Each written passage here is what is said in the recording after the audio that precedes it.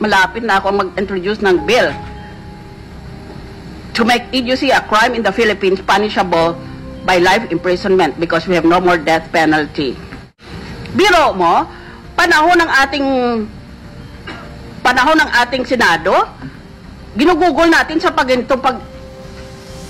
pagpaliwanag, inaaksaya natin ang panahon ng ating Senado. Sa mga ganito, sinasagot ako, gusto akong pasagutin ng mga ganitong pagtatanong na maliwanag naman ang mga sagot ay nasa rules of procedure namin o kaya sa Senate rules namin. Ano naman ito? Ano naman itong illiteracy na ito?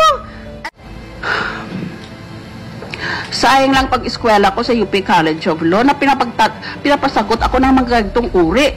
Dapat dito sa pituwin, dapat sana may karapatan akong sa pituwin ng mga nagtatanong ng ganito. Fourth allegation, the probe should be transferred from Miriam to some other senator who chairs some other committee. My comment is, what's not to like about me, huh? Bakit? Nakakahawa ba ako?